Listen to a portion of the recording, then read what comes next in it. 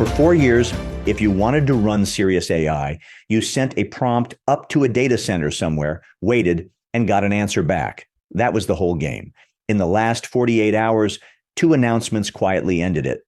One came from a software company, one from a chip company. Neither was framed as a revolution. Both are. This is the YPO Technology Network AI brief. I am Stephen Forte, and most days I am running a company building AI products, which means I read these announcements the way you do, not as a spectator, but as someone who has to decide what to buy, what to deploy, and what to tell the board. Two stories that look separate are actually the same story. Call it the age of everywhere. Let me start with Microsoft. Satya Nadella, chairman and CEO of Microsoft, opened Build 2026 in San Francisco yesterday and made one argument over and over. Windows, he said, is no longer a platform for running applications. It is becoming a runtime for persistent AI agents. Let me translate that. For 30 years, Windows was where your programs lived. You open them, use them, close them. What Nadella describes is a Windows where AI agents live, running quietly in the background, remembering context, doing work while you do something else. The headline piece is the Windows Agent Framework, or WAF. Microsoft open-sourced it today under an MIT license, meaning anyone can use it freely, including your competitors. Here is the elegant part. WAF is declarative. A developer writes a single manifest file, they call it agent.json, that defines what the agent is allowed to do, which APIs it can touch, and what data it handles. That same file runs unchanged on Windows 11, on Windows Server, on industrial devices, and on cloud PCs. Write once, run everywhere across the entire Windows estate. Under the hood, WAF has four parts that together describe a full operating system for agents, not a toolkit. An agent registration service keeps agents alive and versions them automatically. So an agent does not die when you close a window.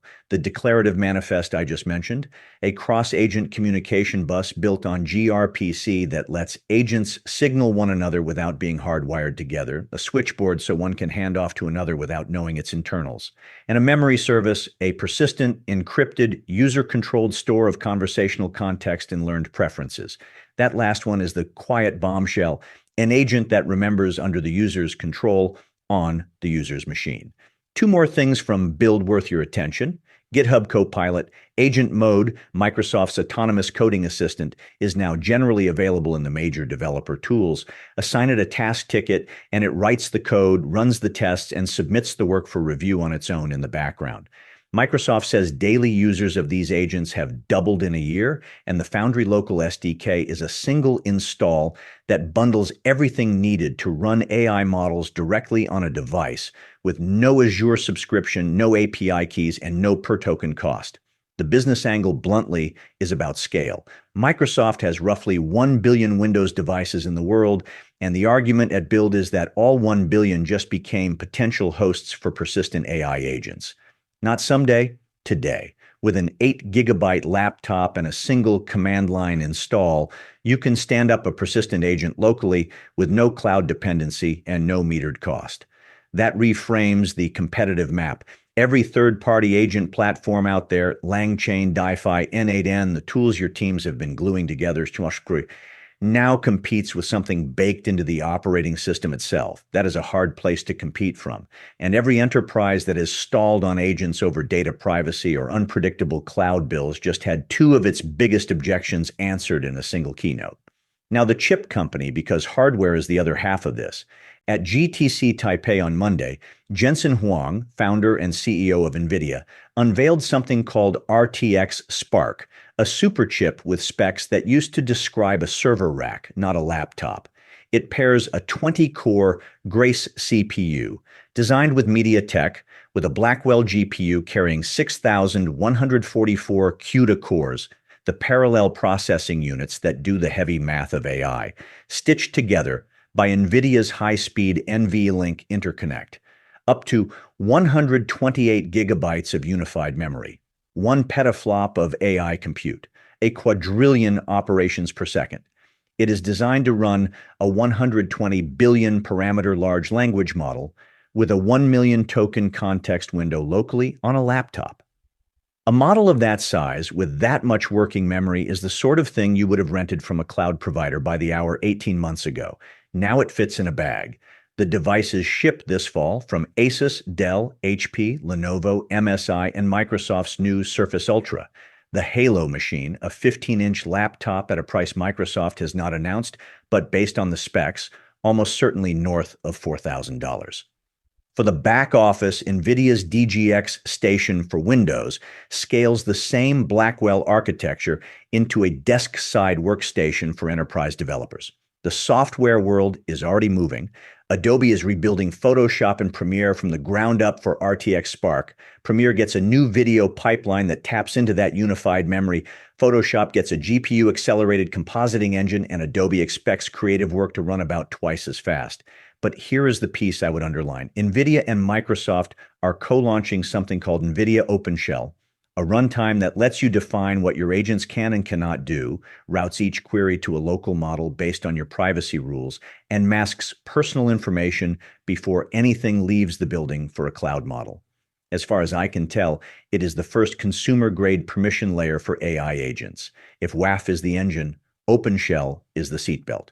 Separately, Huang confirmed Nvidia's next data center CPU, called Vera, is in full production with early customers including Anthropic, OpenAI, and SpaceX AI, which tells you the same architecture runs from the laptop to the hyperscale floor. The business angle is concrete. The machine that already runs your team's heaviest work, design, video, deep analysis, is about to become a local AI inference engine running 100 billion parameter models with no per token meter and no data leaving the building. That moves three things at once: cloud AI spend, some shifts from an operating expense you pay forever to a capital expense you buy once. Data governance. Sensitive work can genuinely stay on the device, not stay private with an asterisk. And agent security.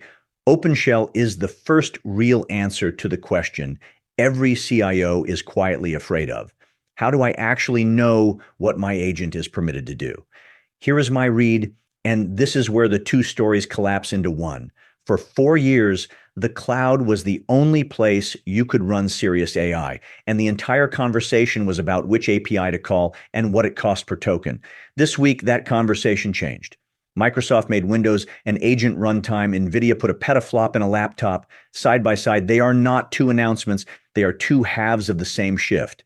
The infrastructure for AI that does not need to phone home, AI that runs where you are, on your data, under your policy rules. If I were talking to you over coffee, I would say this: it is a genuine turning point, but the slow kind. It will take 18 months to fully land. The hardware ships in the fall, the frameworks are open today, and the enterprise muscle to use them does not exist yet, which is exactly why the companies that start thinking now will have a real head start on the ones who wait for it to become obvious. By the time it is obvious, the procurement cycle you needed to be in will have closed. 2 questions for your team this week. First, when the RTX Spark laptops arrive this fall, does your hardware refresh cycle include them in the evaluation? If not, add them now, because the laptop you buy this year is the AI capability your team carries for the next 3. Second, does your AI strategy quietly assume cloud-only deployment? If it does, expect that assumption to get tested, and not by a vendor, by your own IT department the first time they realize they can keep the data in the building and turn the meter off. That is the connection to yesterday. Monday, in The Bill Has Arrived, we talked about the cost of AI at cloud scale, the eye-watering bills, the repricing of seats. Today is the other side of that equation: what happens when the compute moves onto the device and the per token meter turns off. Monday was the cost of phoning home. Today is the architecture for not having to. Before I let you go, 2 action items. 1, put RTX Spark on your fall hardware refresh list. Enterprise procurement moves slowly by design, and if your next refresh is not evaluated against RTX Spark specifications, you risk locking your organization into cloud-dependent AI infrastructure for another 3 years. The decision you do not make this fall is a decision you have made. 2, have your IT team pull the Windows Agent framework from GitHub this week and run a proof of concept. 1 manifest file, 1 local model, no cloud dependency. If it works for even one of your use cases, you have answered your data residency problem without signing a vendor contract. A cheap experiment with a very large potential payoff. That is the YPO Tech Network AI Brief for Tuesday, June 2nd. I am Stephen Forte. If this was useful, send it to a fellow member. I will be back Wednesday with more. Until then, stay sharp.